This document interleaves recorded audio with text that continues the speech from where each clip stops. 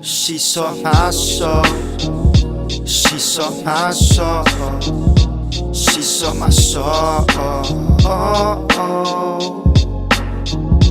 And you've come just in time for our amazing feature. So I've been really excited about this feature. I've been talking about this from like 3 months ago. Macho was like, Chella, stop plugging something we have in 3 months. I was like, but no, I never said that. I said plug it in. Oh, yeah. Okay, sorry, you're reading my joke, man. Like, why are you like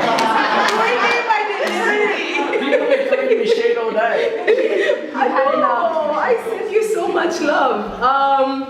So I first started coming to Soul Lounge last year, and like I just fully came by myself. I didn't know anyone. I was like, fuck it, I'll see how I go. And I really loved this space, and I kept coming in. And Anisa was the second feature I ever saw when I came, and it was really good. And like at the end, we were playing some African jam, some Afrobeats, and we were getting down. Like it was. Do you remember that? Like we were really getting down. It was such a good time. I remember I got out of there sweating, and I was like, what is my life? But it was such a good time. So yeah, I've been really excited about this. So I'm just gonna give you guys a little bit about Anisa before she can come up. So I'm just gonna read this off here, because like your girl's been working hard. You can't remember these things on your head. I can't remember these things. So we have Anisa Nandaula. She is the 2016 Queensland Poetry Slam champion, the runner-up of Australian Poetry Slam champion, and nationally renowned poet. She's a published poet who has performed her works at festivals around the country, such as Queensland Poetry Festival, Townsville Multicultural Festival, and the Women of the World Festival, and African Australian Film Festival. I'm going to throw in the Splendor in the Grass as well, because I thought that was really cool that you performed at Splendor.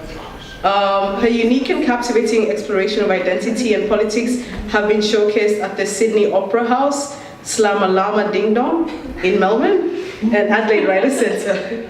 That was a fun one, wasn't it? Slamalama Ding Dong. Such a good time. Her combination of performance and engaging use of language and profound ideas can capture the hearts of any audience, and she is published author, and this is just her debut collection. Wow, that word was hard. Titled Melanin Garden. They actually are for sale. She'll talk a bit more. Ooh. You know when you drop a Bible and you feel bad about it? I just felt that to my core. I was like, yo. Those are some scriptures I've just thrown. But anyways, Anisa, everyone give a big round of applause for a feature with Brisbane.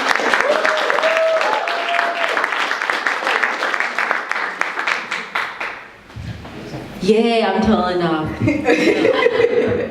How's everyone going? Good. Good, cool. So I don't like talking by myself, so I'd love, when I'm doing the set, I'd love you guys to talk to me, snap your fingers, clap your hands, yell, whatever. Is that okay?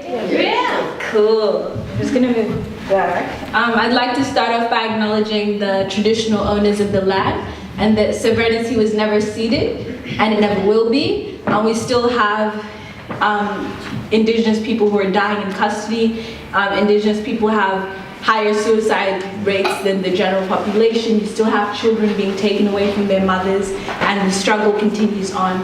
And just by being on Aboriginal land, I'm a colonizer, and I'm a part of that process. So I think it's always good to recognize our privilege and how we can use our privilege to arm ourselves against the battle for self-determination for the Indigenous people. Cool. So a lot of stories have been told on this land for a very, very, very long time, and I'm just going to contribute to that long history of storytelling. I'm going to be sharing some works from my book, and the first poem is called Dear Twenties. Has anyone gotten their heart broken before? Yeah. Don't lie to me. Put your hand up if you have. Fuck that shit, right? It's horrible. I feel like this mic is in the way of me connecting with you guys. We need the recording though. You need the recording? Oh, it's not even. It's not recording? It's recording. It's just. Can I talk loud? Awesome, I'm pretty loud. Okay, from the diaphragm. Okay. I don't even know what that is.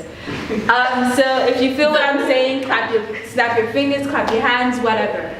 So this poem is called Dear Twenties. Dear Twenties, why didn't you tell me that your first love is a tattoo time cuts out of your skin with a blunt knife? asks you to sew your skin back together with fingers crippled with arthritis. It's taking me months to forget you and to realize that you're not the man that I used to love. You're different now, indifferent now, selfless now, you selfish, and I wish that I felt less, dear 20s. Why didn't you tell me that honesty is citric words rubbed across gaping wounds? Anisa, I don't love you, still stings months after the words have lost their acidity. And truth is, I wanted to punch you. Watch you spit out every lie you ever told and bleed all the love that I should have given to someone else. But instead, I cried. Dear 20s, why didn't you tell me that love isn't supposed to hurt like this? It's not supposed to leave you in a hospital bed, because love is never noose, it's umbilical. Feeding you, it's reciprocal. Healing your soul, it's biblical.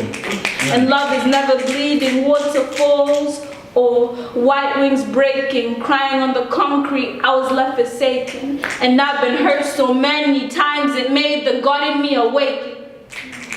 Dear 20s, why didn't you tell me that the person I was most afraid to lose could walk out of my life, and I could use the space that they left to dance and to spread wings that I never even knew I had, that I could fall again and again and again and again, and I could rise with a passion as ferocious as waves carving their name into life's shores, that everything I believed to be true could crash like a deck of cards in the wind. But I can rebuild. That pain is a weak sandcastle that doesn't last forever. I can rebuild. Dear 20s, for everything that you didn't teach me, I learned that tomorrow is a paper plane and I am uncertain of its arrival. So today, I will strap my fears to my back and skydive into seconds and moonwalk into minutes and tango with time, and I will dance and dance and dance. Because I'm 20 now, but I know one day the music will stop.